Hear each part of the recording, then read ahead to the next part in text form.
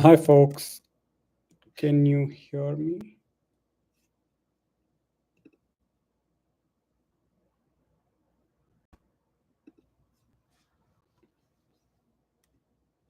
Brilliant.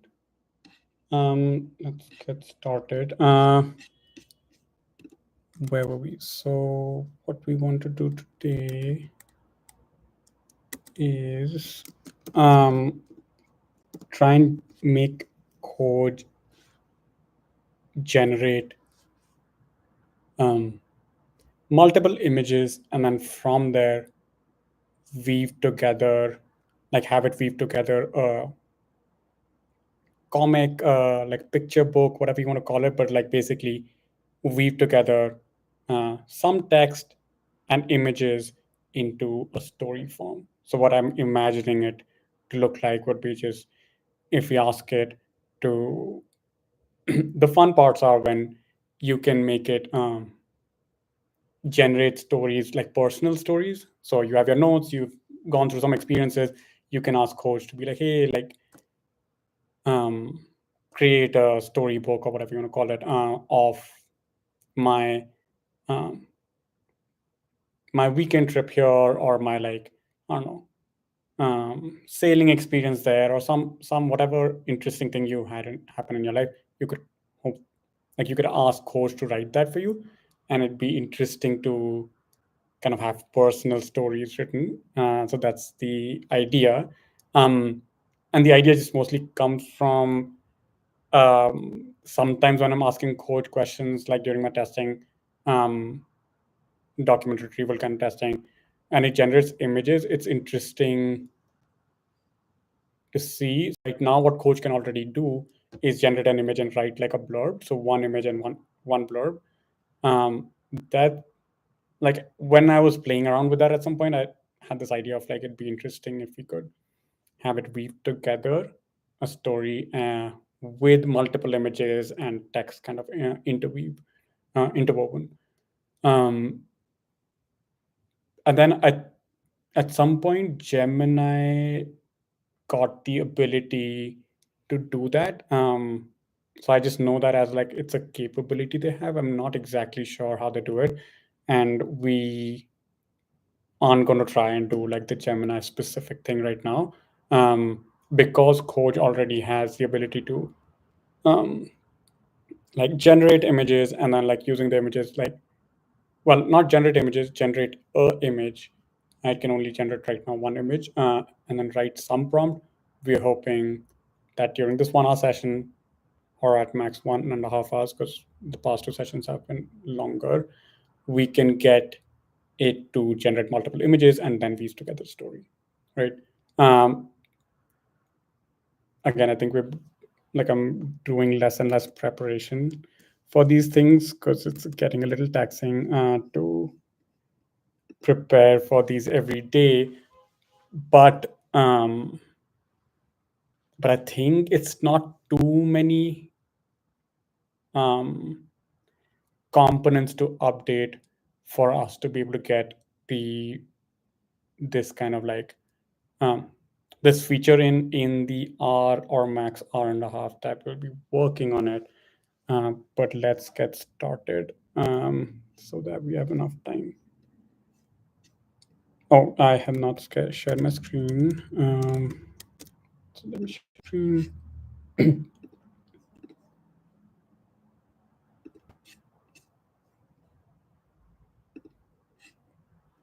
Okay, let's see. So this is where I was trying to make this guy do it. The GPT 4.1 thing, that was me just mostly trying to see if it can work, but it's not that great, which I think I'd mentioned earlier, like Copilot Chat. So this is, wait, I said GPT, I think. What I meant was like Copilot Chat. So like, this is Copilot Chat, this is Cline, and then we have Claude Code, right? I was seeing if Copilot Chat can do it, and it's not still up to the kind of standards that we can see Claude Code do and Cline do. So I tried like some basic stuff, but it didn't particularly work. We're not going to try use Copilot Chat, but the components are just to give people a lay of the land. Is one. Let's see. So we have helper. All right, here we have a component which generates images somewhere. Generate better. Right. No, not this one.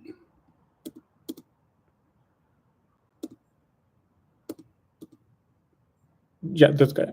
So we have this function called generate better image prompt. This one is just generate. So again, some of the stuff has been here for a while. Yeah. So some of the stuff has been here for a while, but one of the techniques that I want to say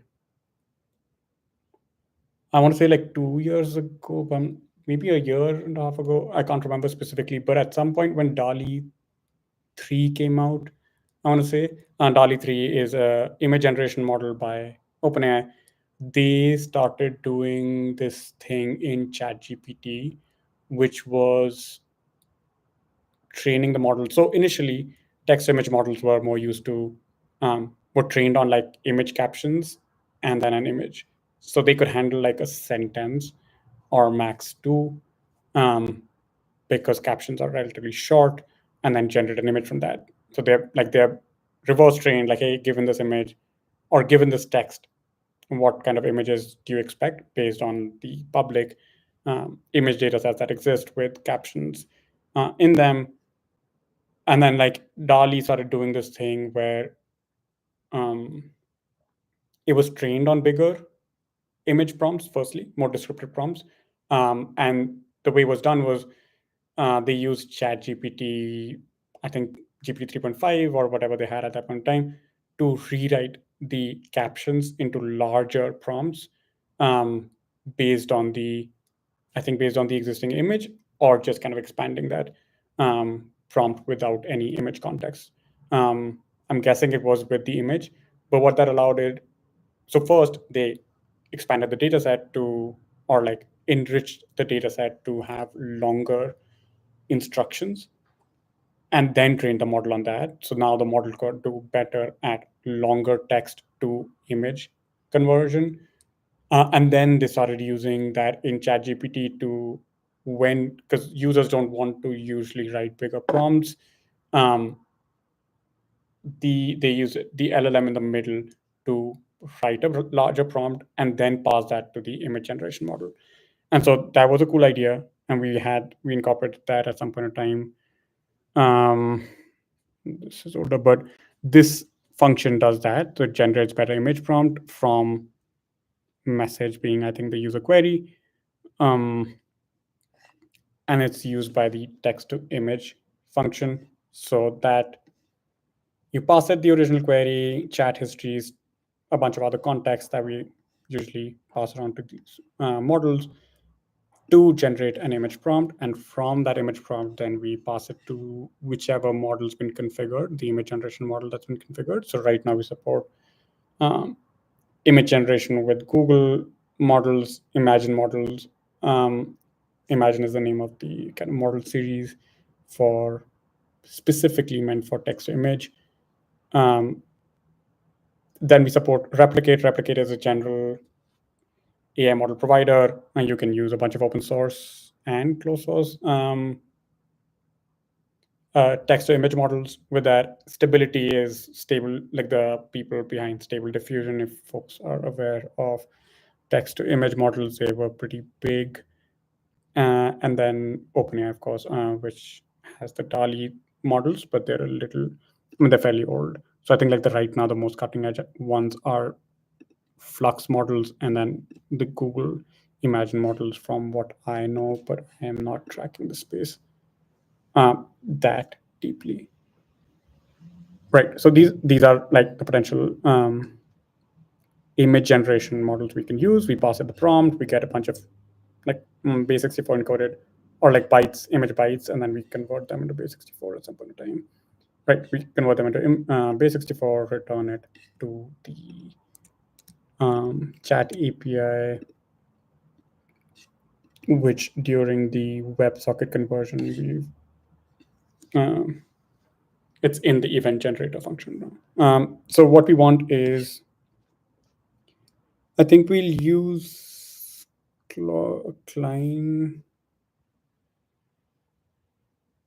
I think we'll use Cline to do this. Let's just try and see what happens with this. What we want to tell it is, one second. Minimize this. And our Emacs is gone now.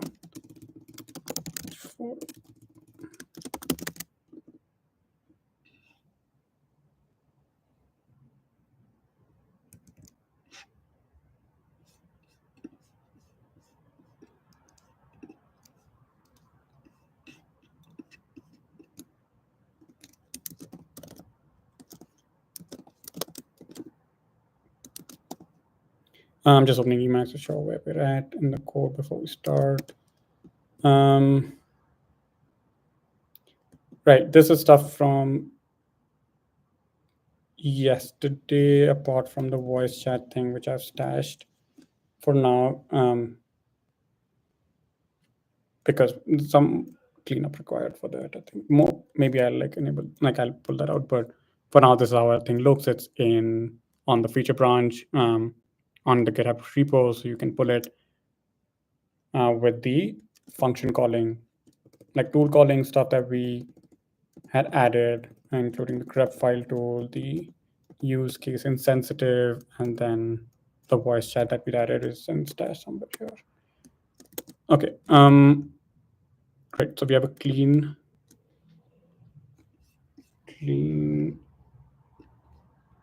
setup here. How do I? Yeah. Clean setup here, and then what were we doing again?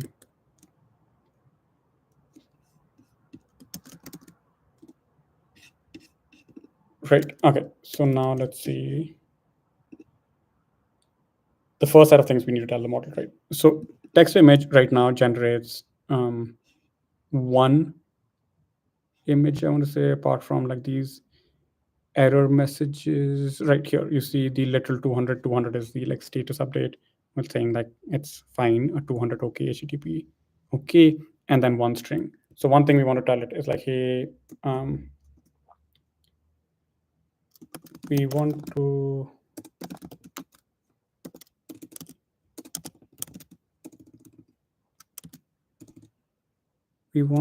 the text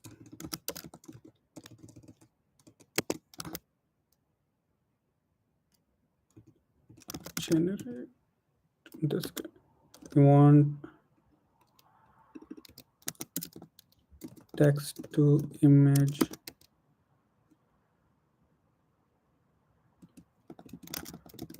multiple images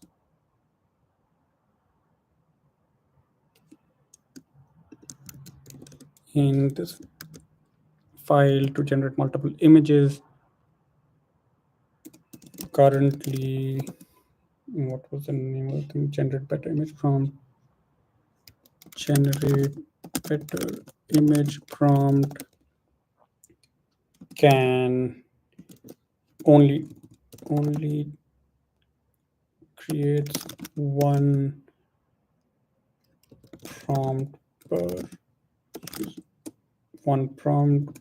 We want it to generate multiple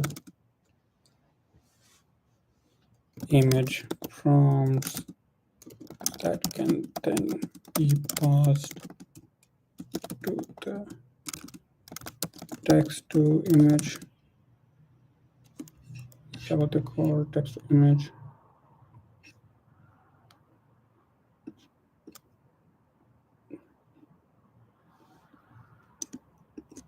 Generate image with whatever x with star function to get multiple images out.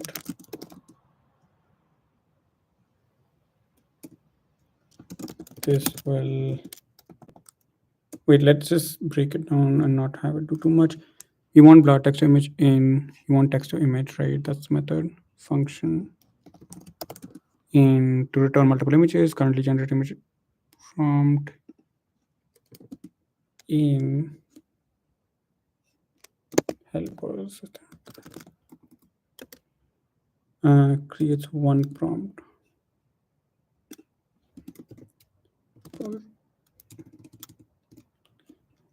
Only one prompt. Only one.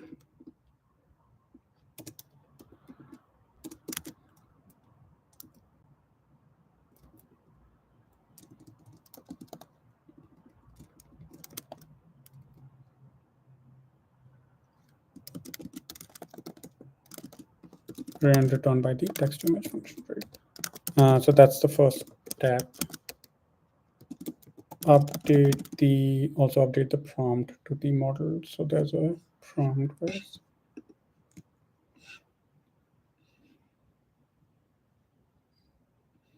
There is a process. These are the specific tunings, but we have the main prompt. Where's the main? Or maybe these guys take, or this one.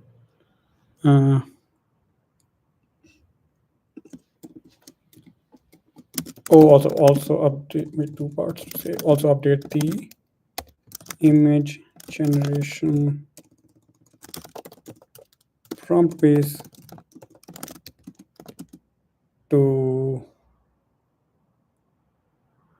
instruct the model that it can generate up to 5 images, image prompts,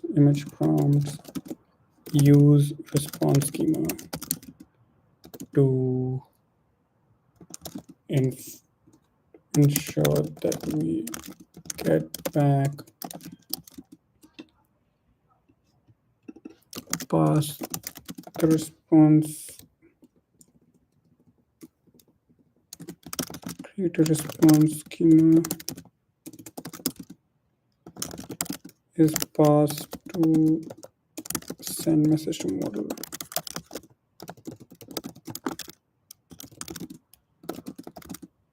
From the, what is the name of the function again?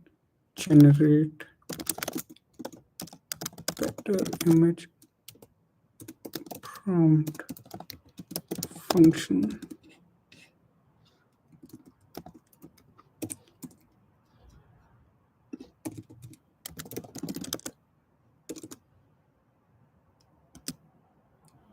List.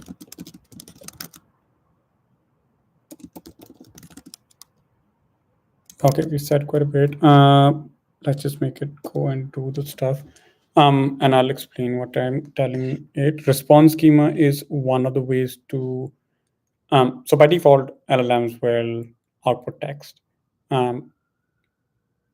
in like natural language form.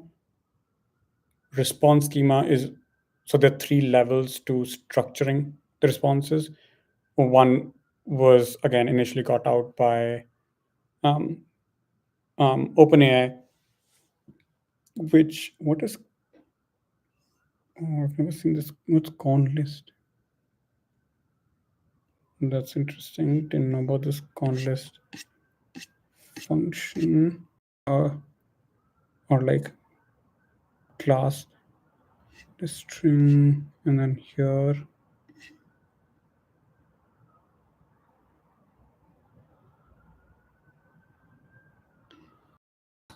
Cool if this thing works, but why is it? Okay, let the model figure it out. It is interesting. But yeah, so this is how it's created, like this response schema with like a minimum length and a maximum length, which is fine if it works out. And then it does response type object, response schema image prompt, that's great. And then returns the, returns a prompt. So like the response schema has to be a JSON object, or basically the response schema will get transformed into a request for a JSON object. but because we request a list, it's a JSON object, like it's a dictionary. If you know Python, it's the equivalent of a dictionary with the value being a list and then the key being prompt here. And so then once we get back this response, we load it as JSON and then pull out the list of prompts from here. And that's fine.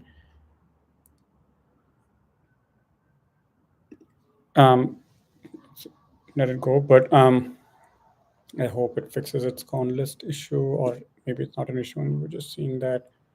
But the main thing I was saying was, right, so the 3 levels of like structuring responses right now that most modern model providers support. First is just enforcing that the output is a valid JSON object. And so that would look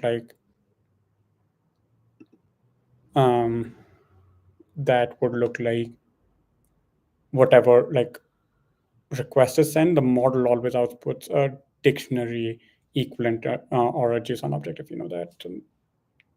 It'll output a valid JSON object. And that allows you a bunch of flexibility, a decent amount of flexibility around telling it like the parameters that you need, the forms, and like some of the forms that you need the response to be in. So if you want like, hey, pick a thing from like always output a list or whatever, you could ask it and then just enforce that the is in JSON object form. But wait, okay, so let's see this generate better image prompts for image. Yeah, this is code. This is what I was imagining. For folks, it's just first it updates the generate better image prompts to generate better image prompt to generate multiple prompts. There's a list of strings now, unlike before. Oh, can't hover over this, I guess. Unlike before when it was just a string, and then for each image prompt, it goes and asks the model to generate the image. We can optimize this to run in parallel because we don't need this to run in serial, but we can do that later. In general, it will end up generating a bunch of images. And then, yeah, yielding each of the image URLs or image back to the caller. So that's fine. Right. So initially, like you can do JSON object enforcement, and that's just enforcing that whatever like response the model gives is in JSON object form. The second thing is you can be a little bit more detailed and can tell the model to output with a specific schema. So while JSON object is good enough for being like, hey, like follow, like I can JSON load it, it isn't always sufficient to be like, you need to have these fields in the JSON object that you return, and these fields can have properties like right now what client tried to do, where it was like, you can say this field is a list of strings, and the list can be anywhere between 1 to 5. So there's a minimum and a maximum. And so those kind of things you can enforce with response schema. So that's kind of like one more level of structuring. And then the tool call paradigm is an even more detailed structuring, because it not only gets back the response in a specific form, it then expects the model to like multi-turn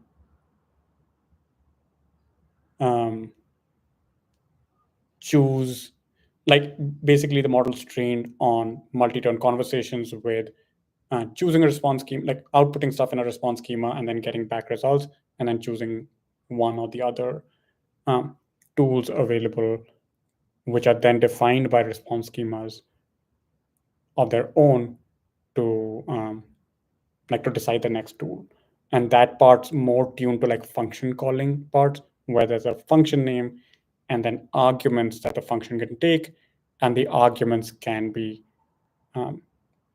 will be usually of specific type. So there could be you could be like, hey, Like you can choose from these 5 tools or functions, and then this first function supports these 3 arguments, and then the second function supports these 2 arguments of these other 2 types.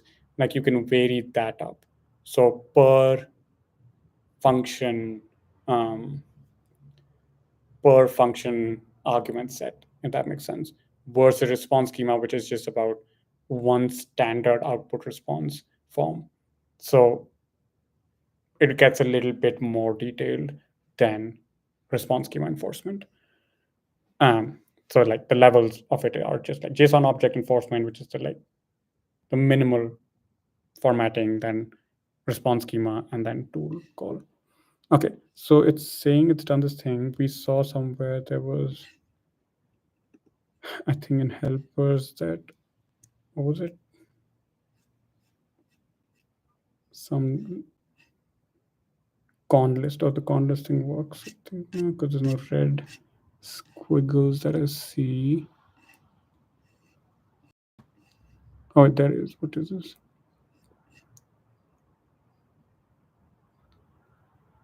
Okay, so it didn't see.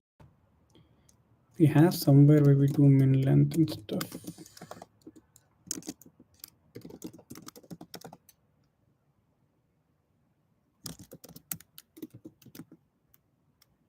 No.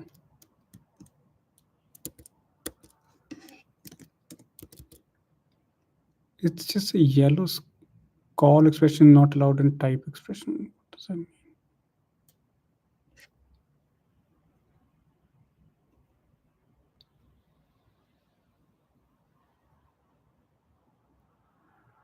Oh, I see. It's like, but then how do you define this without the call expression? Bit strange. Oh, it didn't even say anything. Okay, whatever. I'm gonna go make it go away.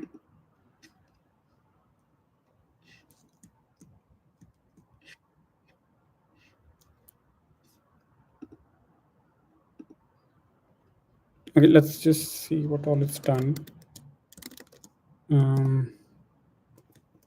Right. Up to 5 images, that's fine. And then here it does some stuff to this guy's gone. Is it gone done more stuff than we? No, it's fine. It's just returning none.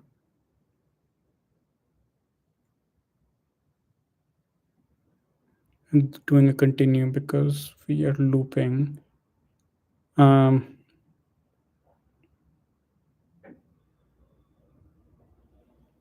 An image or image URL would have resulted in the same thing, but this is just cleaner, I guess.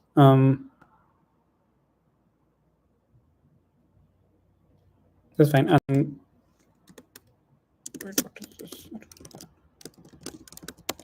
Okay, and then we need to, where would we? Cline.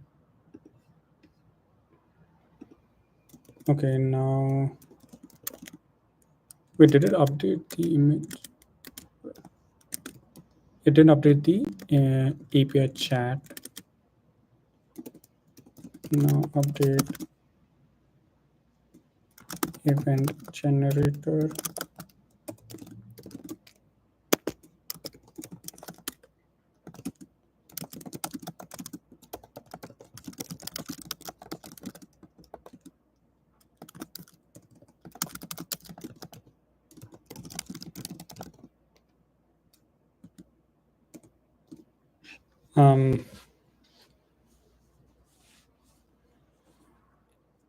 So we've at least theoretically implemented the part where Khoj can now, when asked to generate text to image, generate potentially multiple images.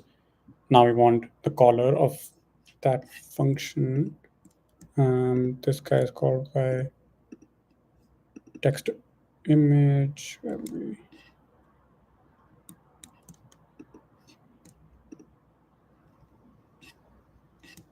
And that's called by API chat here. This is the only one who calls it, and we want it to. Okay, Cline is showing us some changes it's made here, which is text image generates a bunch of results that we append it.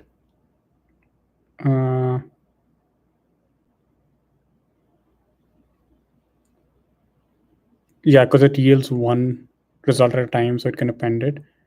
Like as it's looping, it's returning one result at a time, so it can append that. And then once it has all these generated images, it does what with it again? Oh, generated asset results. Asset results. It adds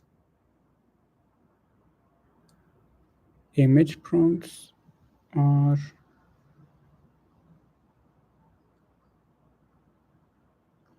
oh, that's fine. Okay, generated asset results of images is just a bunch of image prompts, but then here it returns a bunch of images in the generated assets. Up to the caller of event generator, which is the caller of the chat API, which is one of the Khoj clients or whatever client calls into Khoj server. And that's fine again, because this is what we were already doing here, but then we were returning only one. Oh, I see. So for the query bit, it's like joining together all the image prompts.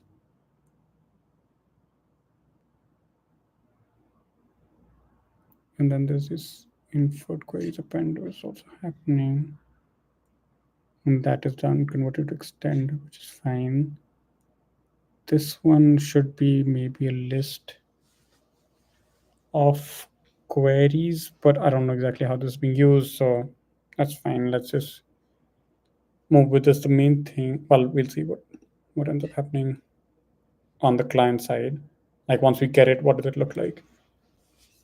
And then also let me track where we're at. Okay.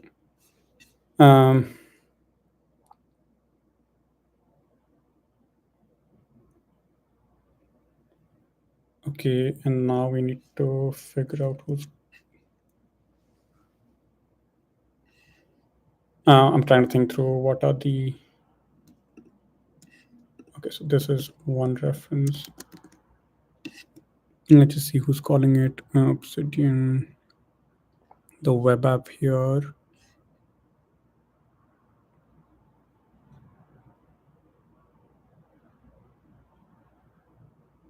Oh, this is good.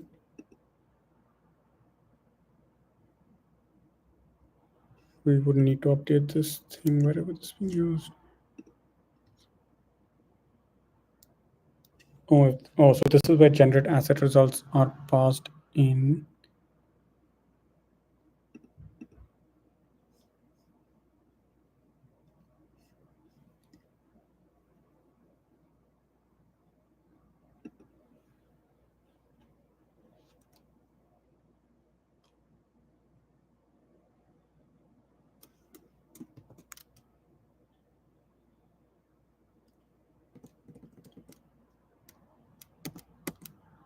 We need to remove this piece of sync bit, because if you're going to make it write stories, it shouldn't be.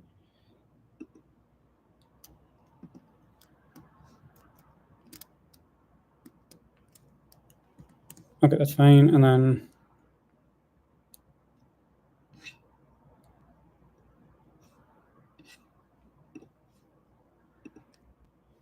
okay, so this again, I'm newer to Cline, so I'm not very sure how to make it look at old commits on its own.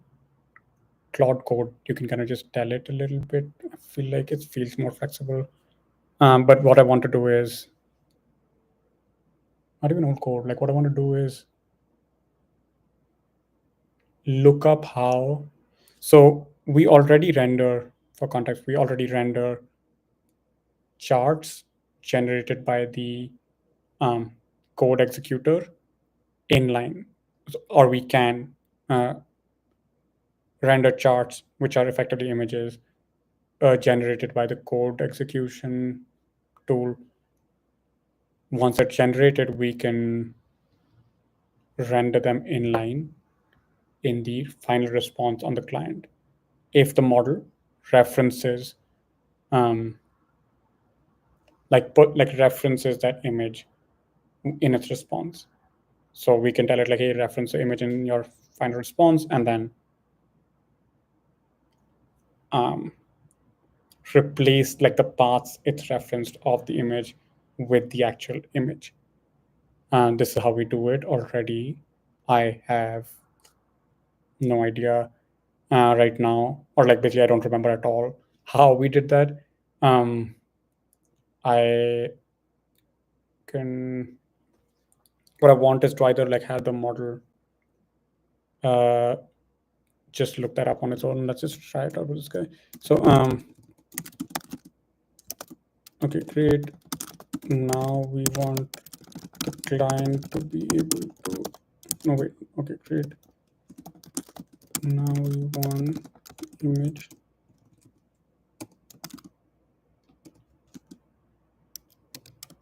generate from generate, yeah, some generate chat API.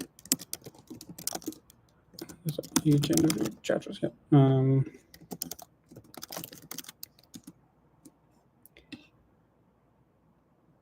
Program execution context, and then code results. Let's just look at what it's doing. Code results here, summary results here.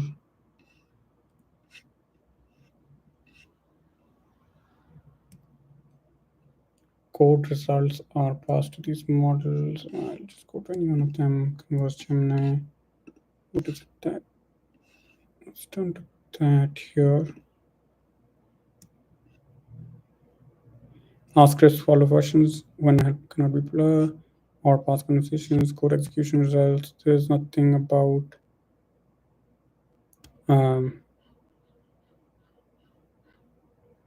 rendering them inline. Okay, so code results is not relevant, and then generated asset results are passed here, and then generated asset results are used here, which I think we updated.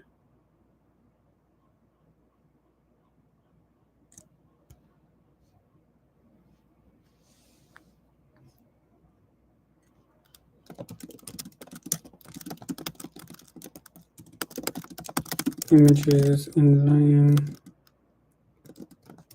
and response by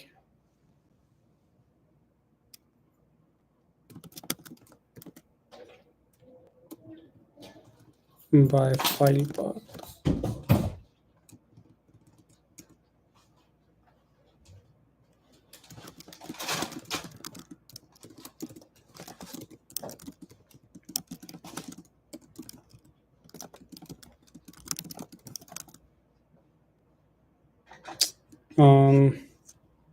Should I tell it to do this much, or should I just, okay, let me just look up how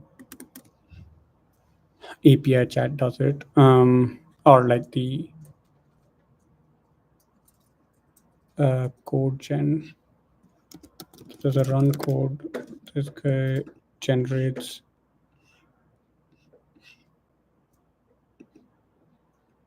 this is the input data, that's fine. There's the code, that's fine. Where's the files that it generates? Execute this stuff, that's fine. Again, output files, this thing contains file name and this, that's good. And then it's returned here with output files. Okay, that's good to know. So output files is in result, which are, oh, here, drop image files from code results, truncate large output files. Okay, so that drops image files. Oh, right. It drops the file data, but it keeps the file name of the charts that it generates. Right, that's what I was expecting. So that's fine. And then run code is called by API chat. The results are put into code results, and then these are used. They passed up to the caller via the send event, and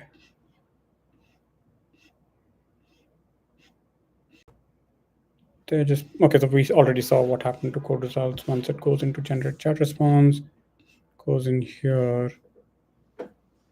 Okay, so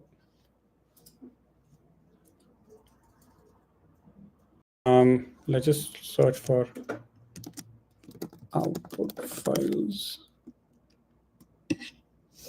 here. Right, this is the thing. Render code gen image inline. 8 months ago, I wrote this thing. But what this is doing is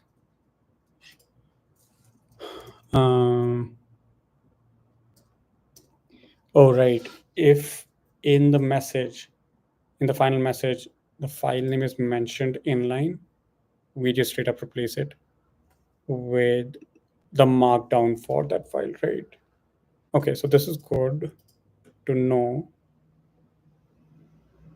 And there's a handle image response as well. Wait, what is live stream? Or maybe it like allows us to live stream the image being rendered. Okay, let's just see where render image code. This one is used here in the. So we just wanted to do the same thing, and then why is there? Where is handle image response done?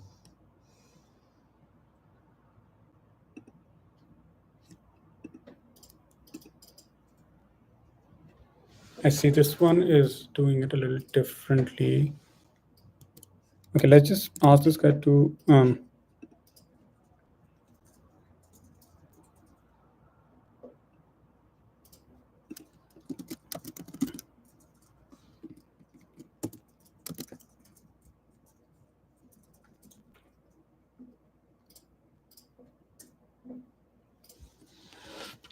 I'm wondering, should we like as a shortcut just add these images to the code results? Then it can leverage the whole charting path of the code charts, like code generated charts. Okay, let's first, okay, let's go there instead of the like the image path that we're doing right now. Okay, we were here, and then here we were adding the images. Yeah, what if I just, okay, I'll do this hack for now. It may, like it'll require cleanup later, but for now, let's just see if this gets us to what we need, which is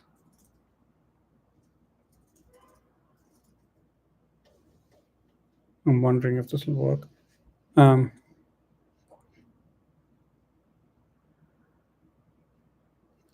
Yeah, so code results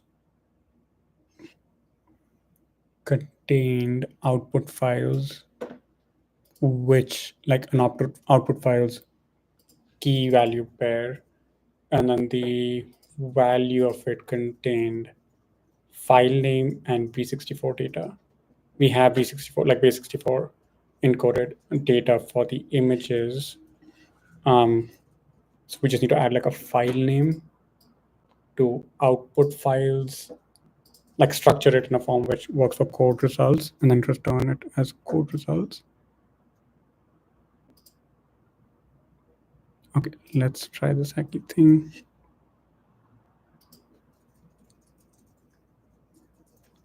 Oh, but this guy's returned before.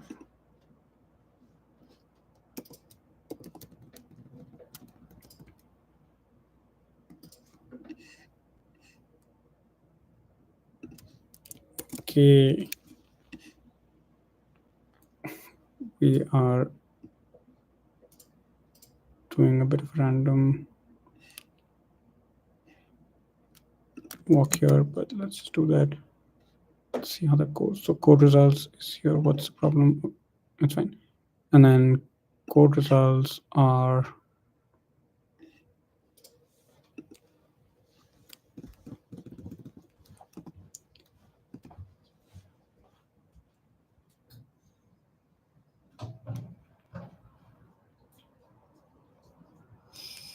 okay. There's a generated image and there's an improved image prompt, right?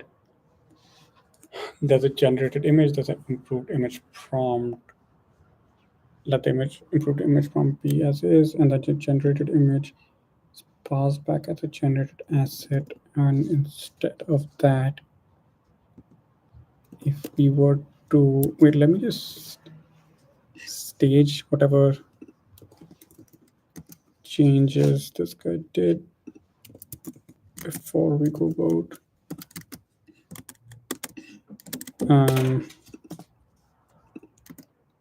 adding our changes in here now.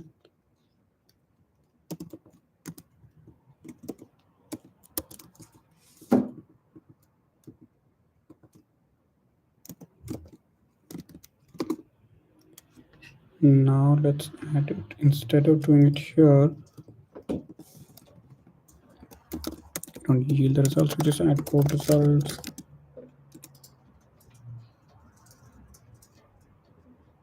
If our code results a dictionary, the problem may become the typing of code results that a bunch of things may expect.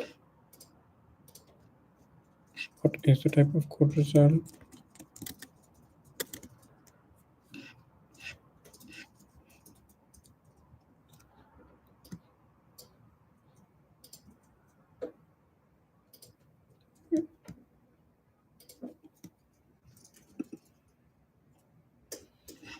Run code.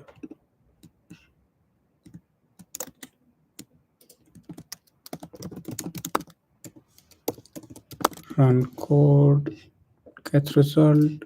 Oh, and then straight up puts it in here into code results. So code results is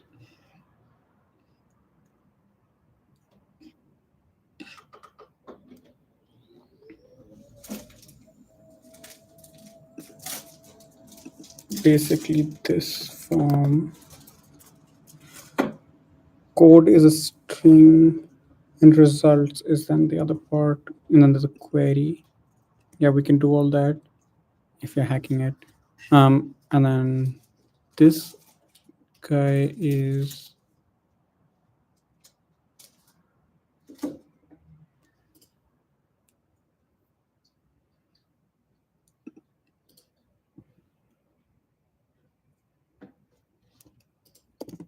let's just copy this bit.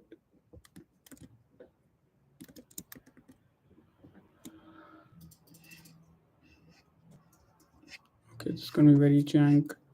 Let's try though.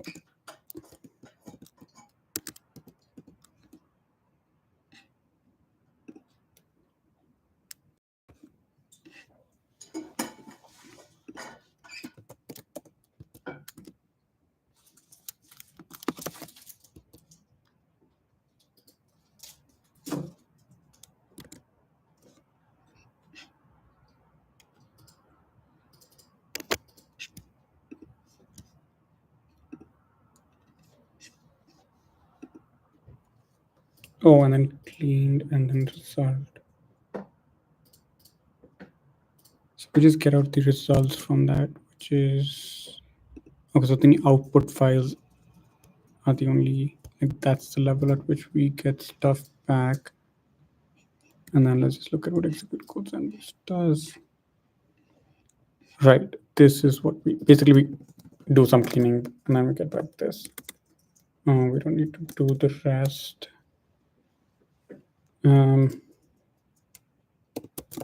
Let me just first get this out.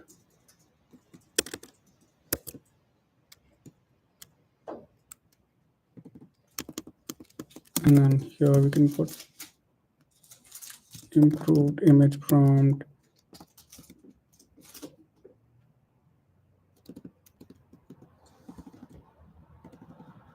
Right, success is true. Std out is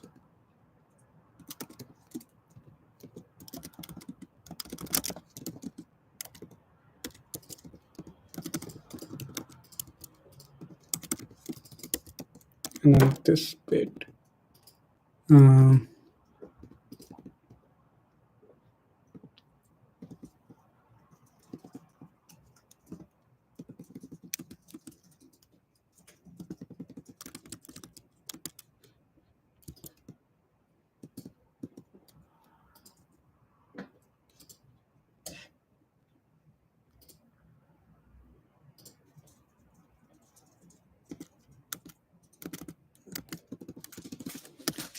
This bit will turn into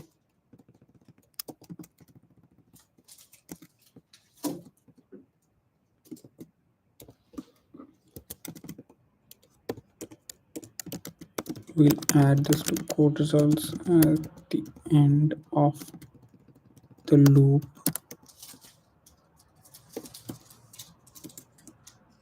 With code results the dictionary or the query, and this is going to be tricky. Improve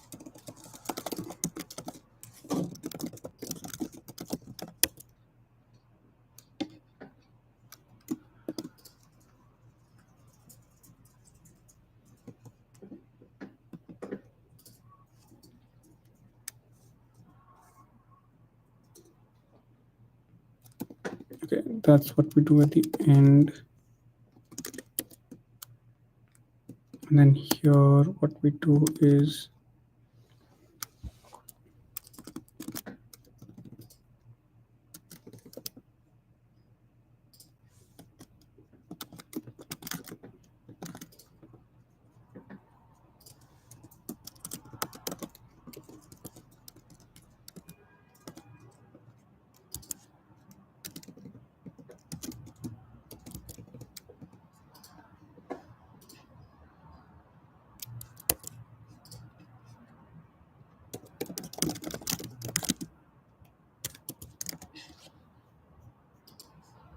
and then here we do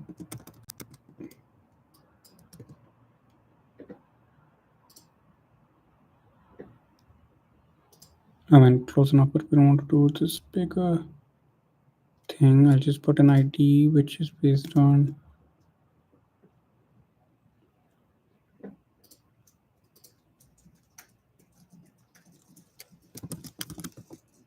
this thing. Length of image results, and then this guy becomes generated image. Okay, so we have a bunch of image results which are then put in here to output files.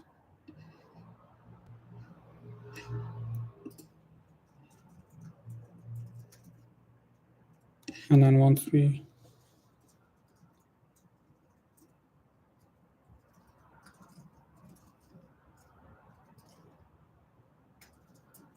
pass that up to but we also need to tell them model the image.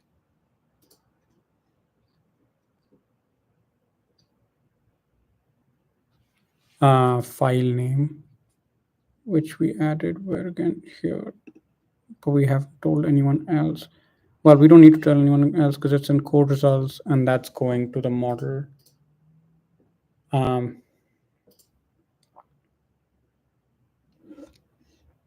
I'm wondering if we can just not do any of the image stuff at all. Like, what if we don't do this?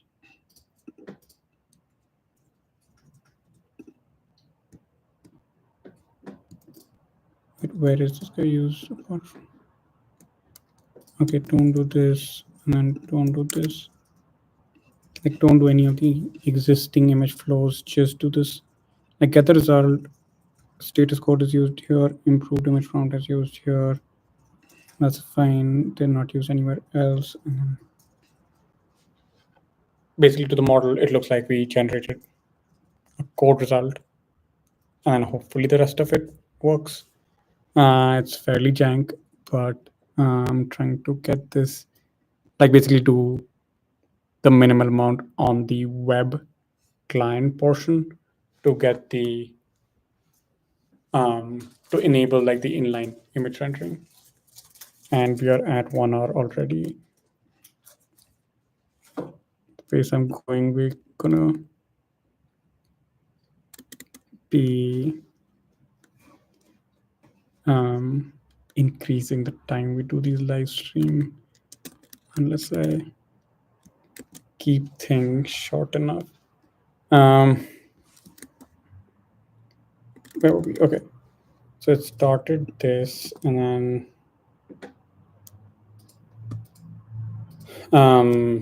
generate a series of images. So we're testing the whole flow now, I guess, but I want to put a breakpoint at least.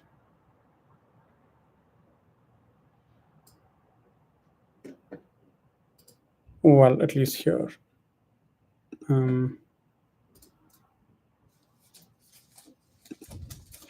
But maybe inside the image, text image as well, but I generate a series of images showing my travels. So I'm OTC, so I can be like my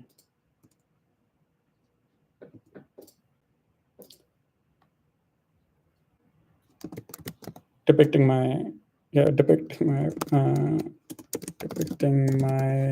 visit to the Bolzano city market.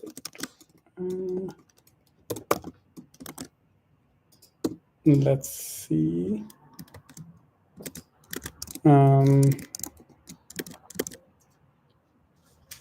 Okay, so chose to do image, which we expect.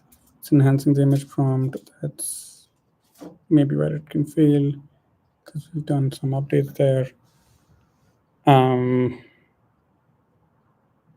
And then the rest of it is okay. So it didn't fail there yet. Okay, so it's generated one. Right, it's generated an image with a better image prompt. Image results is an empty list, and then yeah, this should work. Okay, so at least it didn't fail immediately on the image generation, and it's generated a second image. This is great. I'll put a breakpoint here as well, and then maybe remove this. Let's see whether it's generated.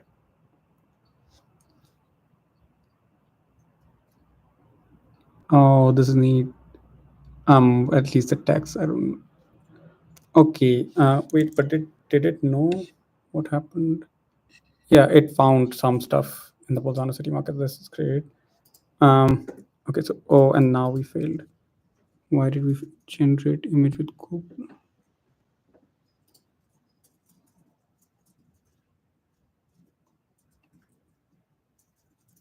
It was okay. It doesn't really matter. Image results.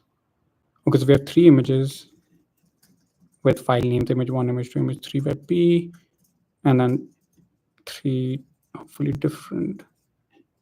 Yes, 3 different images, which we hope to. Oh, we don't.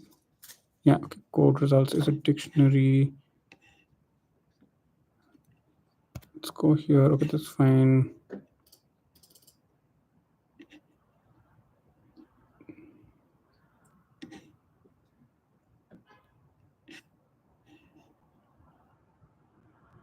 Oh, this is like this is the last one, which, or I guess I don't know how many it wanted to generate, but anyway, let's go with this. What are the code result? Truncate code context. Where did? Okay, so the way. Okay, so the image generation is working now at the 1 hour mark that we're at, and then but we don't have the rest of it, like the multiple image generations working mostly, and then the way we are putting it into this code results is not correct. And why it's not correct is it's expecting each code result to be having a result, it seems like. Yeah, whatever this.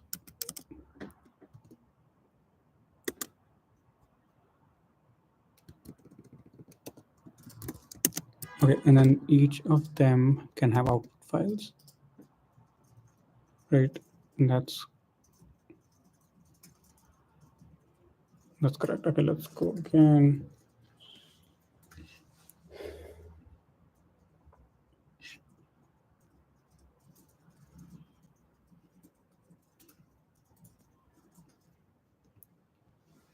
This one, this mechanism of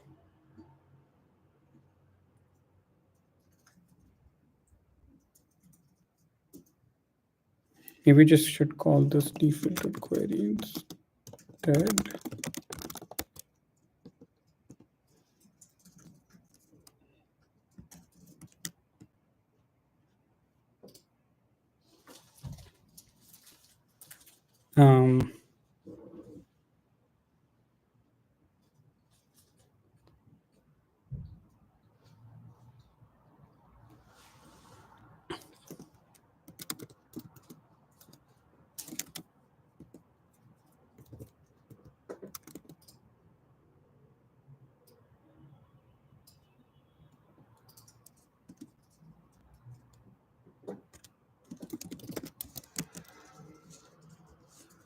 You're just kind of like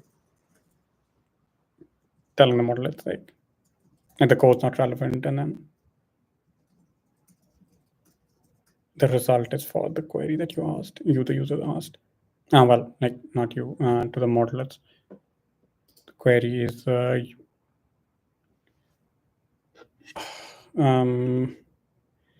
query that the user asked, and then the code has been snipped for whatever some reason. Basically, you shouldn't look at that.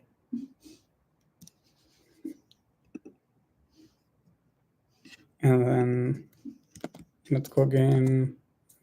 At least it started to do what we want, and I'm a little excited about seeing this kind of stuff happen. It'd be ideally it'd be super cool. Like we had this like automation in like a default and like an example automation that we suggest in Khoj, which is about like bedtime stories. So it'll run every night, or I think every night, and then it's supposed to create a bedtime story. It'd be cool if that could have image, like a bedtime story weaving like text and image in it. Right now, the emails that get sent uh, don't have images in them, but we can update that and figure out how that's done. Also, yeah, so we can see here I hadn't noticed, we can see each of the image generations, like the input queries of the image generations be like on the client, which is code code results. Okay, so code results look like query, and then results, and then this. There's only one. Oh no, there are 3 images, and then again this time it failed. So I'll say one thing in a bit. Let me just go ahead. Oh, it didn't fail now. It's generating response. It somehow.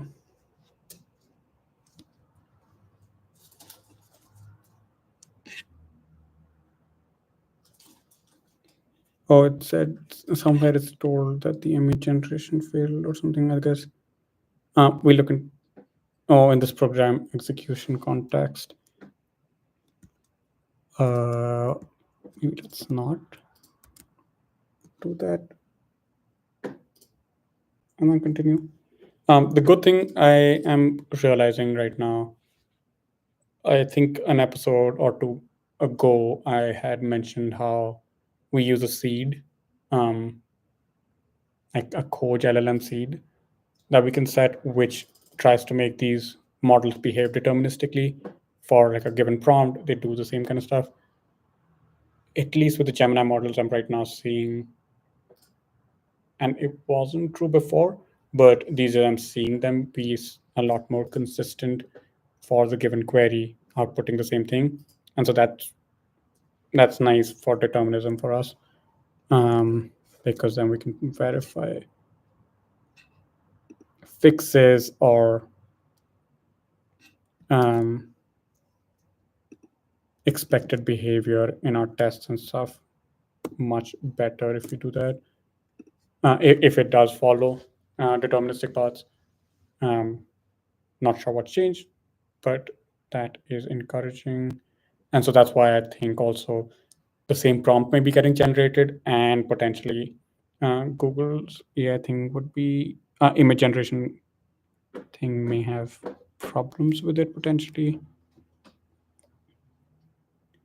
Oh, there was this error as well.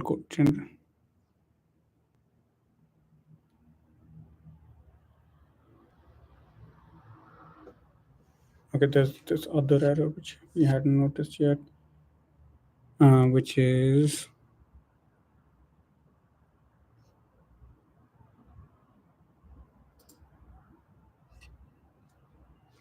error constructing chat history. Oh, this is at the end.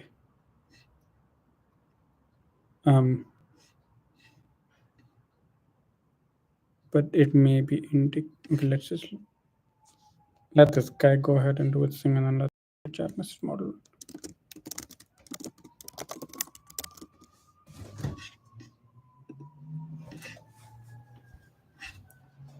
Yeah, instead of trying to figure it out, we already should have looked at this. This is the structure.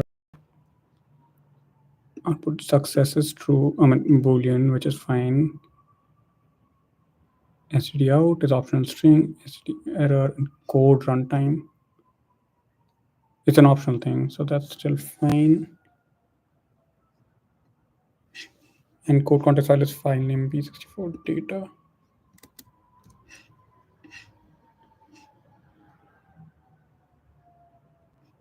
Okay, it did.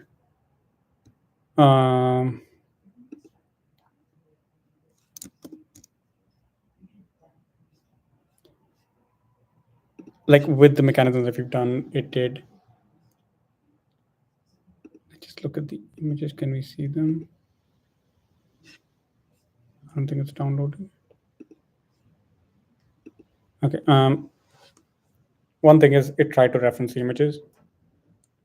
It just used the like a heading for them. So we can just tell the model like, hey, when their images kind of reference them by file name or some such, or encourage the model. Actually, we could try and use just a better model maybe and see if that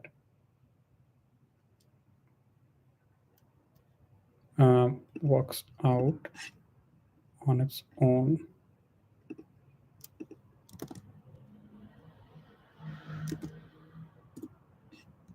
Okay, while it's doing this thing, and we'll see this, that error.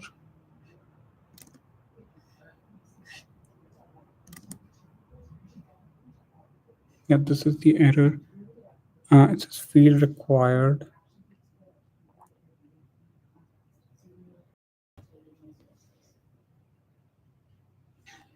We have results, which is correct. And then we have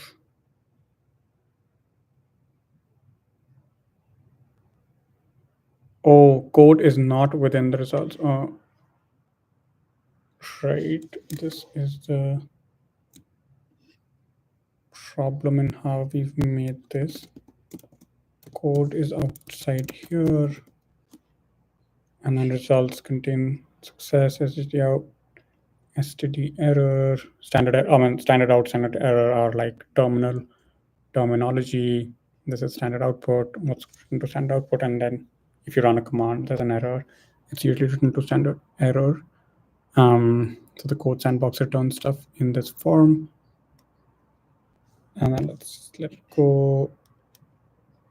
And we will, this is in the, when you're trying to save the conversation, this error happens. So it's not particularly relevant for us to test out like the image generation with weaving portion.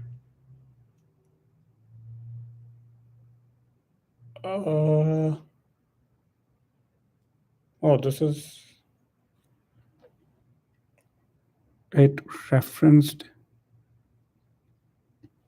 I think it's referenced the images, which, oh, should I just refresh this? Oh, it won't save. I shouldn't have done that. Okay, let me just restart this and hopefully it'll save now as well. As I said, like that, the validation error is before we save a conversation. We recently started deep typing the messages, the conversation history. Before that, it was in just like JSON, untyped JSON, like a list of JSON objects. While that, because we've been doing this for like this whole like chat history thing we've been maintaining for a while, we were like slowly transforming it, and it was this JSON blob thing for the longest while. Sabar at some point added the like a soft validation check, and then very recently I have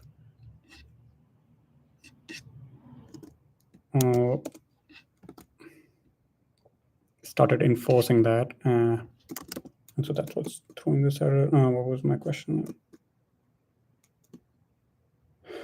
Write a story with images depicting my visit to the Bolzano city market.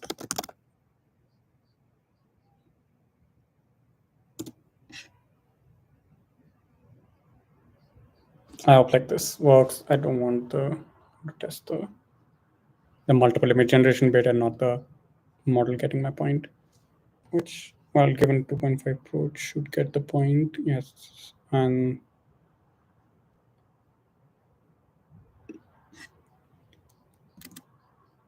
I wanted to see, even if it doesn't generate right now, like render the images, I wanted to see if it was putting the file names in line correctly. There is this like flicker that was happening when I was hovering over the model's response. That is usually when the when there's an image or some like asset that's being trying to be rendered. So I was hoping to see that, but I refreshed it and we hadn't saved the conversation, so that went away. Hopefully this time we can save the conversation and then see if the image has been referenced at all. Oh,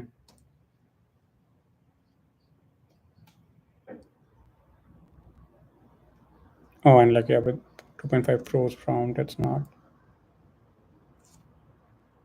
Let's look at code results. So just to check. Okay, this is what we wanted it to do.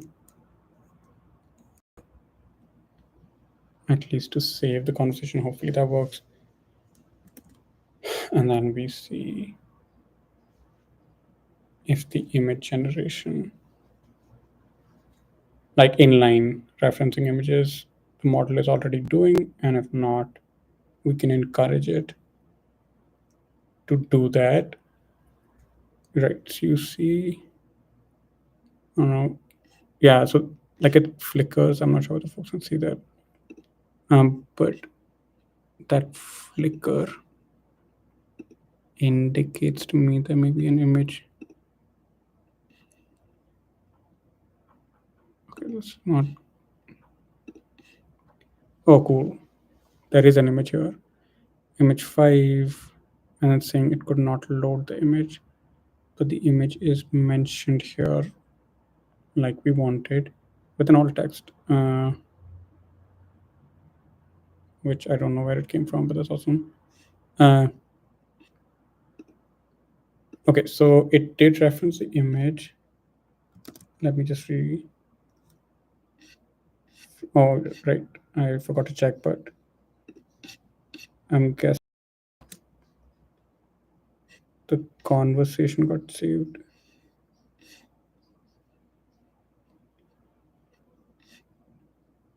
Yeah, saved. No, save conversation trace is different. Right, this is the part where it's saved conversation. So this, and we can see the image. So it's mentioning the image. Okay, so this is mostly great, except we don't know why.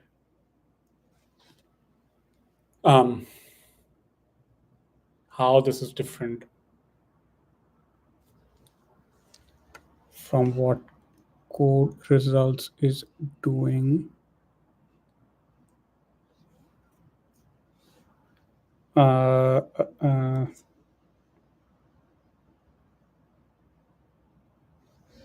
Okay, we can actually.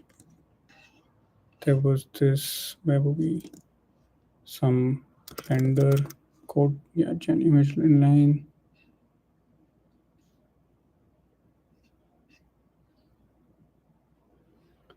Oh, it's not actually. So what? Yeah. So this one is referencing the images by file name, which is. Okay, what we want is to. Who was calling this? Okay, so let's open that up. We're going to start the web app in development mode, and then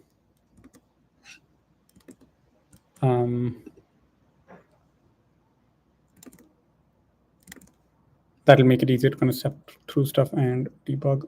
But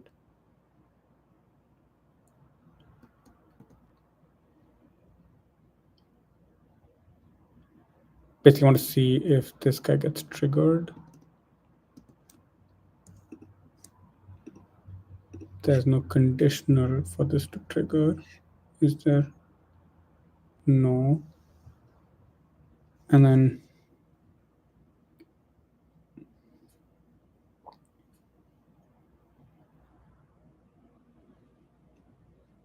oh, what's with the PNG?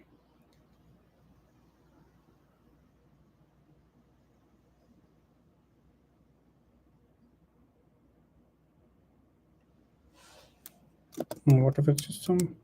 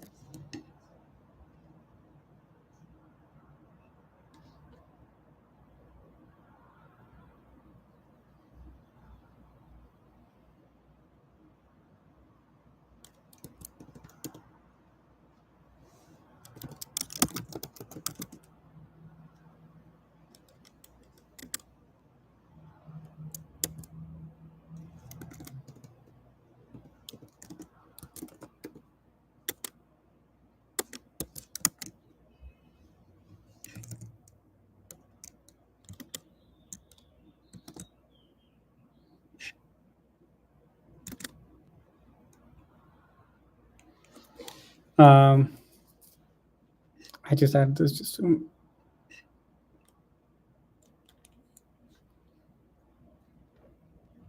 make sure that we are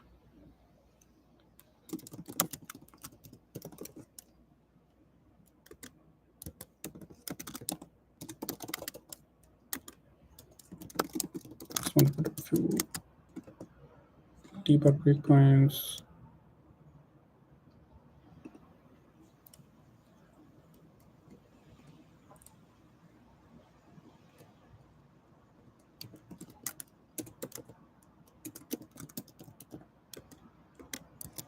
this is good.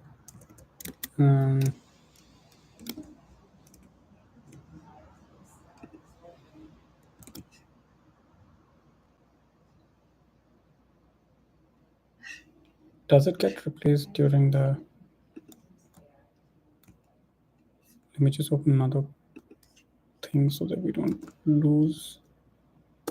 Oh, and wait, I don't care about...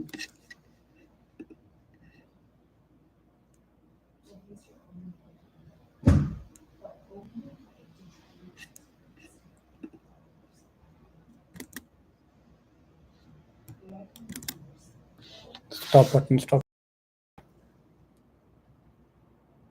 I think since we moved to the WebSocket,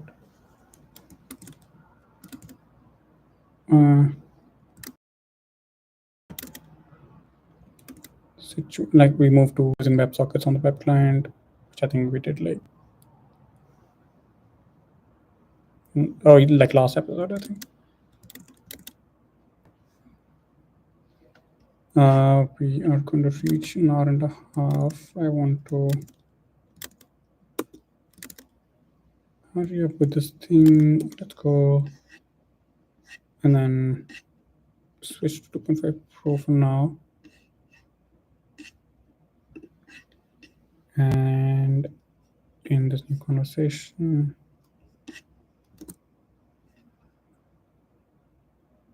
oh, not here yet. So one thing we lose with this is streaming. For some reason, streaming doesn't work with this dev mode. Don't remember exactly why, but we don't particularly care for the streaming right now. We just want to see like the logs we could see from either like in the debug mode or like on the dev mode or the normal mode, but we won't be able to put breakpoints very easily because the code has been minified in that situation. So if you want to put debug breakpoints, maybe that's useful for folks to see as well, how we debug the web client. And this part is taking time because of this thing. For some reason, it takes forever. Well, whatever this 15,000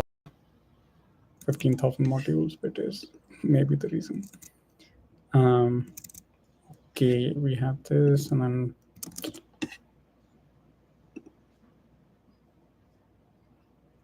get this message from here, this message here.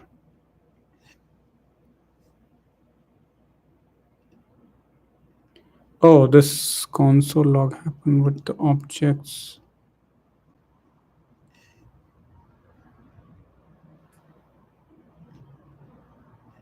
This objects has results, image generation, and it has a files with the file name. This is from like when you switch to the other conversation, the existing conversation. So it's not being like, I was wondering if it's like only this thing runs in line.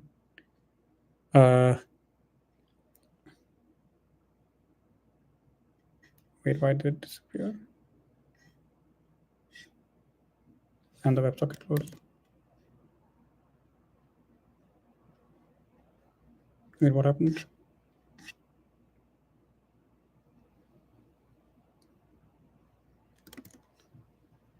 A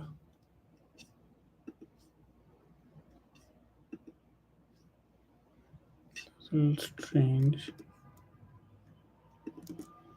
Did I hit refresh on the page? Oh, this is happening on this page. Is it? Yeah. Okay, I'm a little confused, but let's see what we end up with.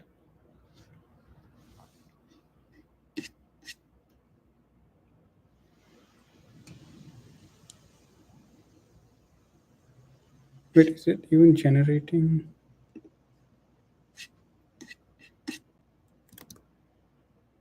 Oh, yeah. And I see the, oh, the train of, what all is happening? Um,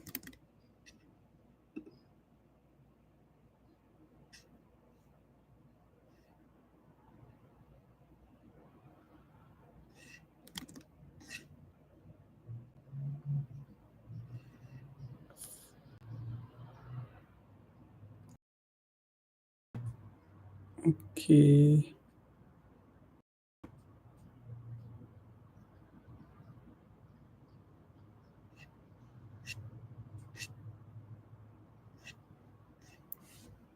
Okay, so it wrote the thing. Let's look at.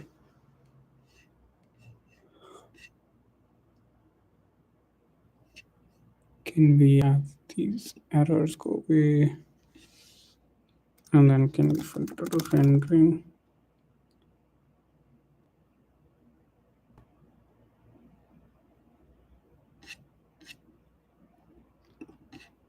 There are a bunch of these objects with no.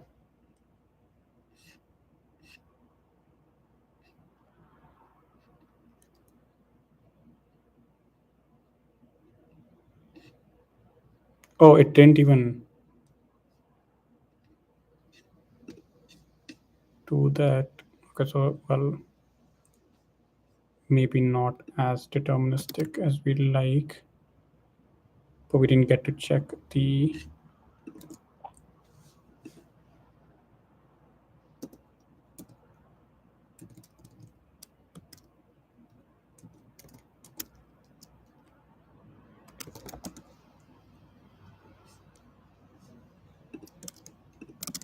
Oh, I think I think I know why. Oh man, it's gonna take.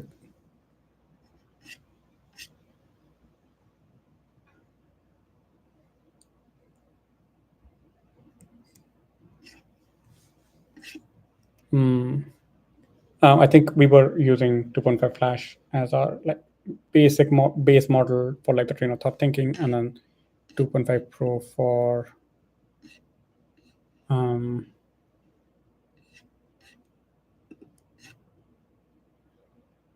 the like final response generation, which is why we were seeing different behavior. Previous, like in this like last run, this run should ideally replicate the old behavior, and then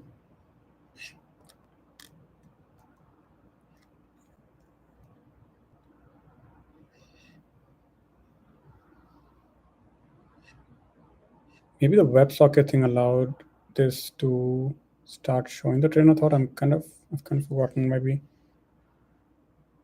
whether it was always showing the train of thought, the dev mode of the web app, and just not showing the streaming of the final response, or if it was not even showing the train of thought. But we have switched out the WebSocket bit, and I've not seen this behavior before, so maybe this is all new. Okay, so it's doing a bunch of images.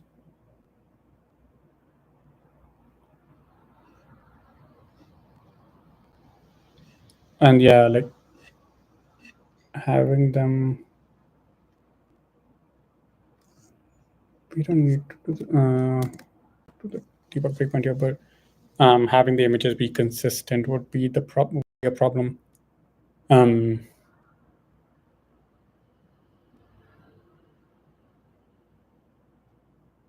For which we may want. Okay, so these code gen things are coming, and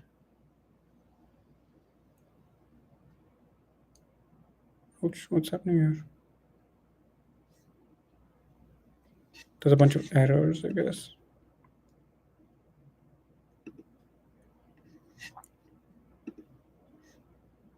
Okay, so this is because it's not rendering, like not for some reason rewriting. Image1.webp, that is the name. So it should ideally have replaced it. Oops. Oh man, why is it shifting around? And it has replaced it. Do we need to just refresh this?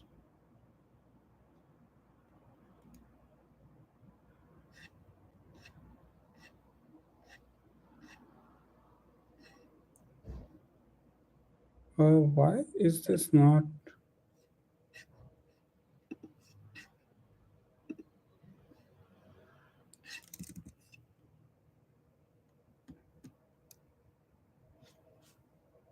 I'm a little confused now again because one, out. Why? I just want to like hang out on this image. Okay, I'm just going to search for it. Image 5.webp. Basically, I want to see that. Look at this one. Oh, this one doesn't have. So where were we looking? And this one. Oh, maybe it's not even a web. It's not a WebP image. Is that?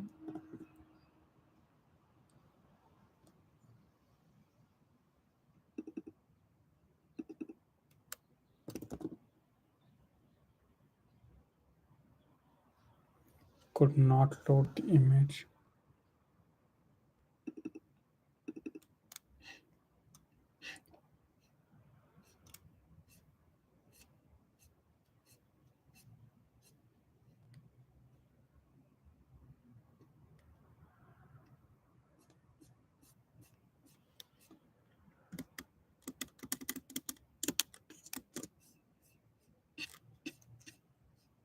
Okay.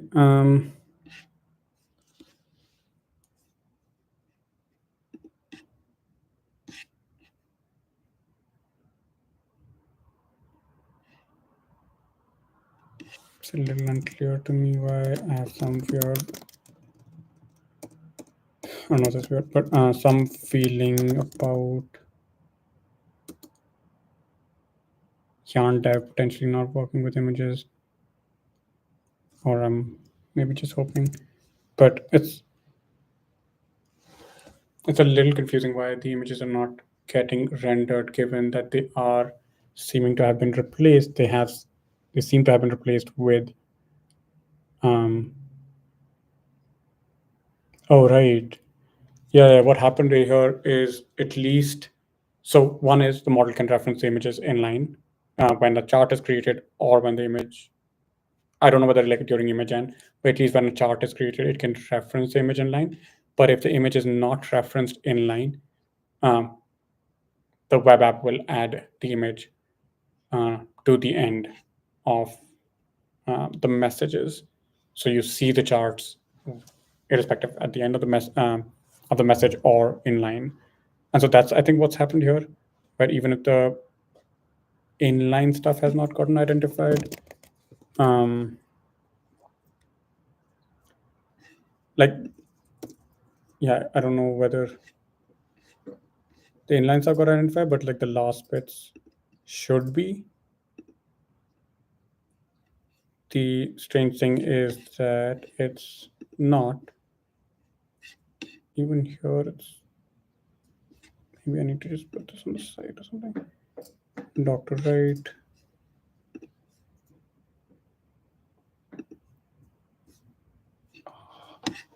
Okay, image 5.webp.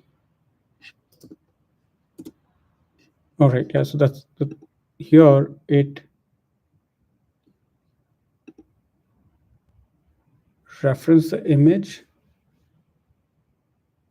by the name, same name. So that's how we can identify the file to replace. And then it's not. Right, so the model does try to basically output with inline references, but the renderer doesn't recognize it for whatever reason. Step one, and then step two is that even the final rendering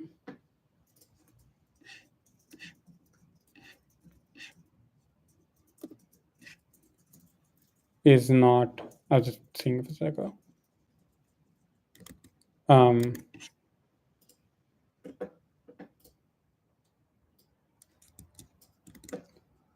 I think what's happening with this thing. Okay, so this is why this inline rendering bit wasn't working, because we didn't mention WebP in, so it doesn't catch that. That's one bit. But again, even if we render it inline or not, for some reason,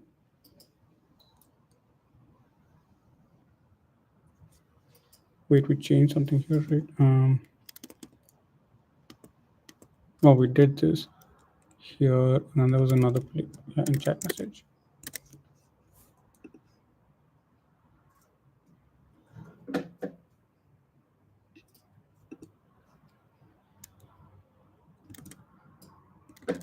Pop, like split by this and pop, and then we also do lowercase here. That's fine. And then we do image/image type, which is similar to data image/image type.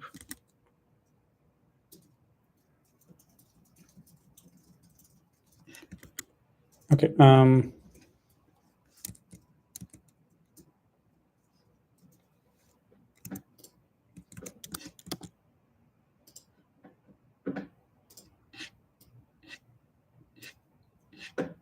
Okay, yeah. So now at least it's not trying to like add it to the bottom. It's in the middle. But and then it's been replaced with the actual base64 data blob. Now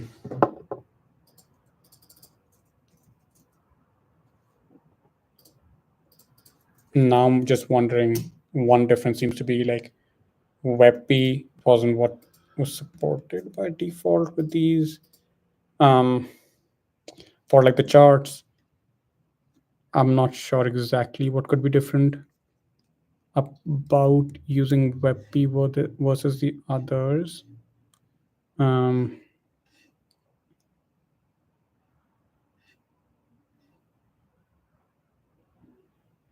Are we doing something more with, or should I just convert the images to like PNG? Let me try that for now, because we have like these converter functions in the middle, which I can just do that, see if that fixes the issue. Actually, let me also check if that we've already done text to image here. Right, it is WebP bytes.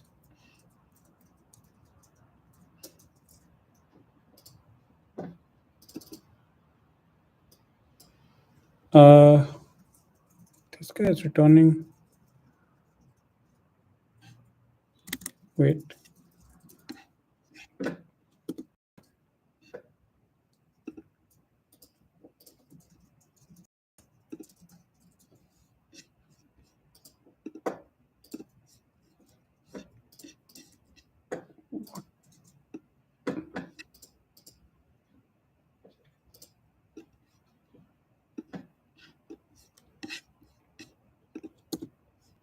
Okay, let's. Oh no, once again. Edit and SG. Oh right, this is okay. So this may be the problem.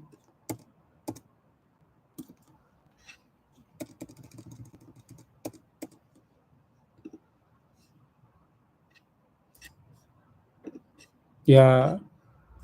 Wait, came and went.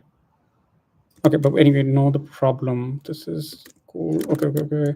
So what we need to do is maybe, yeah, this is what we are passing in, and we don't do that anymore. there was that duplication of the like encoding prefix, the image encoding prefix that was passed by the image generation model and is not passed by the code gen, which gave us a glimpse of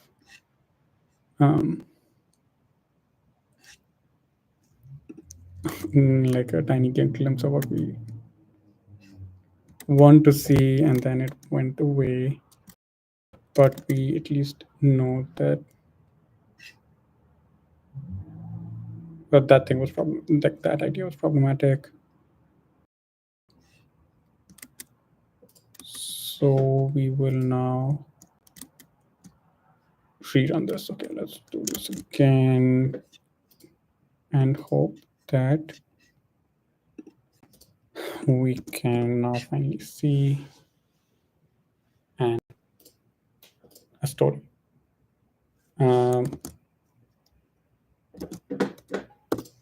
There's some WebSocket thing.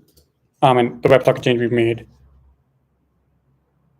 The socket connection drops when we restart the server, and then it doesn't kind of retry, try reconnect to the server, just says it's failed, which it shouldn't ideally do. Something to be fixed. But right now we are hoping then we can start seeing the images.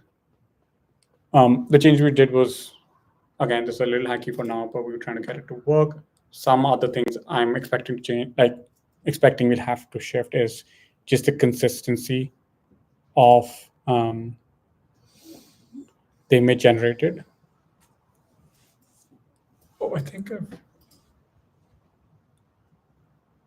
at some point I was doing multiple multiple messages being sent to Khoj, one after the other. So while it can generate one image at a time, I could ask it for another image, like a follow-up image, and then see the story.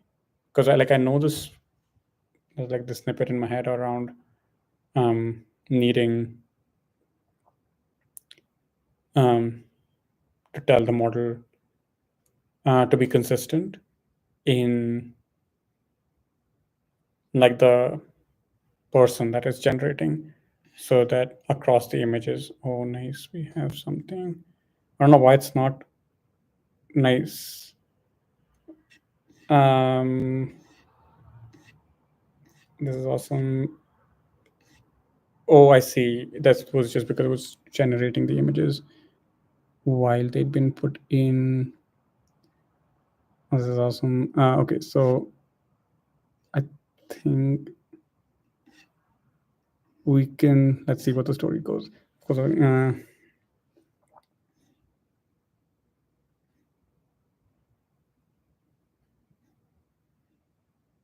Nice. It's put in the date when we actually did visit in the ledger as Otzi, the Bolzano City Market on 9th and then 10th.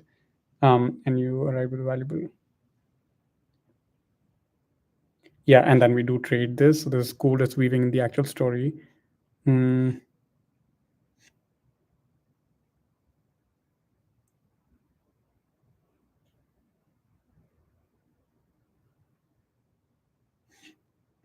Nice. And then,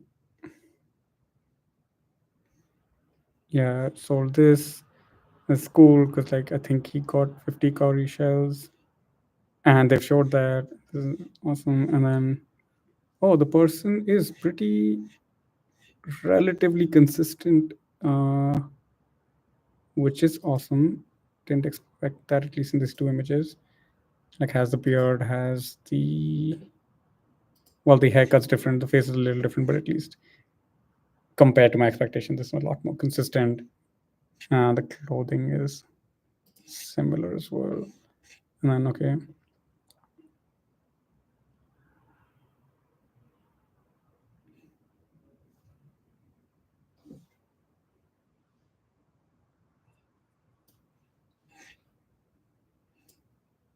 Nice. All the like clothing items that you bought.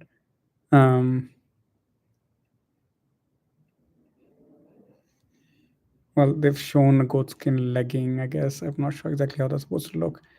And then, well, by now the face is shifted a little more from the beard that was there to, well, there's still a beard, but this is awesome. So it's gotten a bunch of it's told a story of us getting a bunch of weapons, us being Otzi here, using Otzi's ledger that exists in his personal knowledge base. So it searched for that, found information, and then built out a story. This is exactly what we wanted it to be able to kind of do. And our hacky mechanism, and like all the information is correct here, mostly. I'm not exactly sure of like how much we exactly spent and stuff, but at least it got these bits right where we left on the May 10th. We were there on May 9th. We bought weapons and we bought clothes and we sold. I think it's missed one transaction, which was I think he sells one more thing apart from this hide. But the rest of it I think is correct. And then it's shown most of the images. Fine. The main thing, I guess, to work on with this part would be, and we didn't have to change any of the prompts because we reused the code results flow, which was a little hacky, but it got us in. Oh my God, it's been almost 2 hours. Thanks, Nick. You've been hanging around for the 1 hour 45 minutes. That's awesome. But yeah, at least we got it to generate multiple images, write a story for us, and there's of course always room to improve.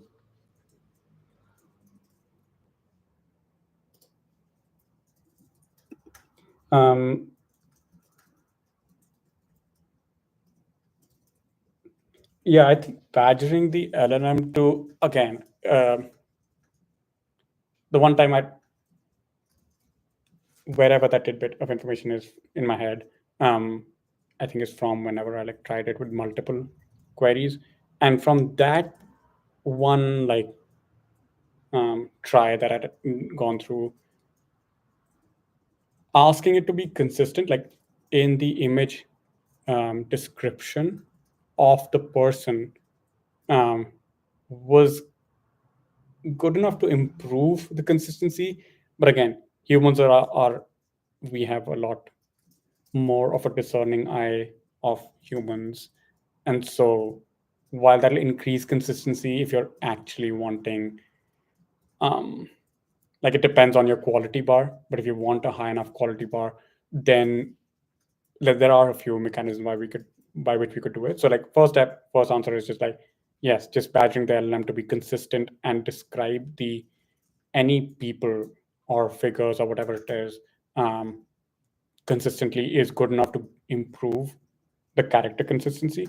But then right now we're kind of stringing together a bunch of different models, one mechanism of making them consistent, which again, we'll have to try to see how that works.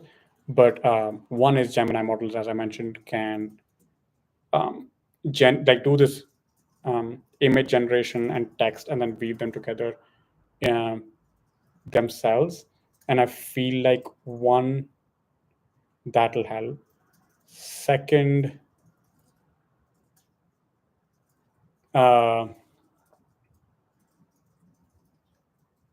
actually there are a few different mechanisms. So one is using this Gemini mechanism, right? The other is we're right now asking a separate model to generate the image based on a text description. This separate model, this text to image model, can't see images. So it actually doesn't know, it just sees text descriptions. And the LLM is trying to make its text description consistent enough for the image generation model to generate it. But if you can have if you start using any multimodal model, multimodal is a very vague term, but here what we're talking about is a model which can see, so it has vision, and then it can generate image, then we should get improvement in the quality of consistency automatically just by that, because the same model is able to see the image, which is much more detailed kind of information payload than a text description of the image to generate the image. So that's one thing. Use a model which understands and like has vision and image generation capabilities. And Gemini models are a class of those models.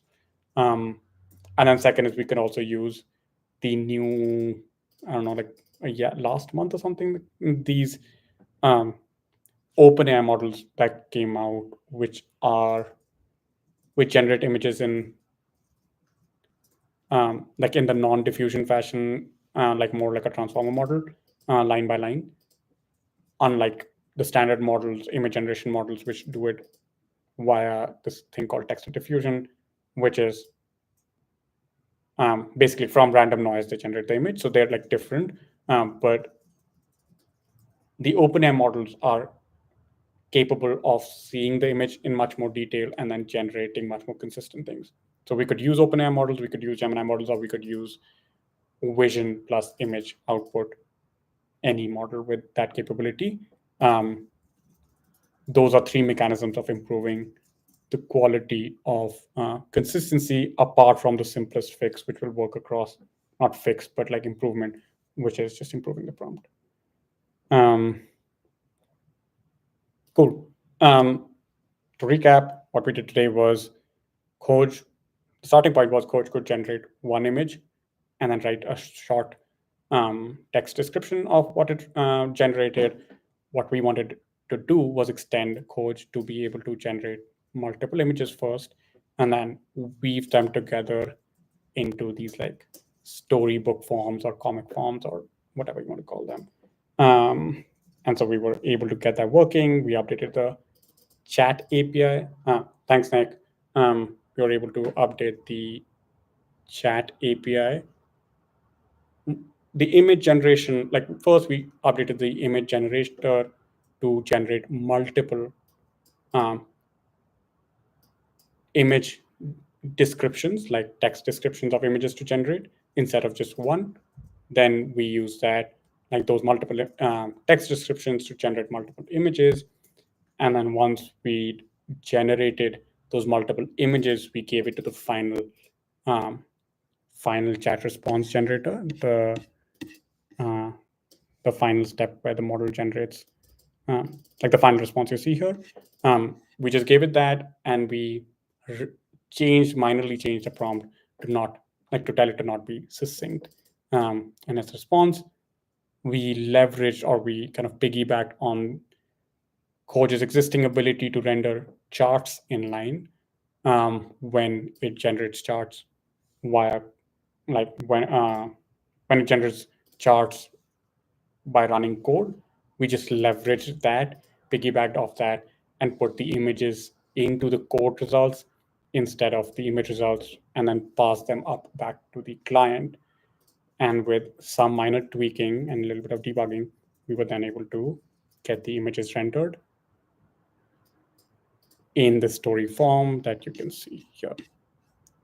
Cool. And that was a longer than even before live stream, which is almost 2 hours, but I hope you folks enjoyed it. And I'm glad that we completed the feature that we expected to work on. I feel like tomorrow we'll skip the live coding session. And then on Saturday, we'll do a morning session this time around. So folks across a bunch of time zones can join in into the live stream. So I'll share the update, and folks who want to get the update on YouTube can, I think, like follow or subscribe to the channel to get notifications. Or if you're on Discord, on our Khoj AI Discord, then I'll make a post over there sharing what we're going to work on, and the exact time, but expect it to be around 9 or 10 a.m. PST on Saturday. See you, folks.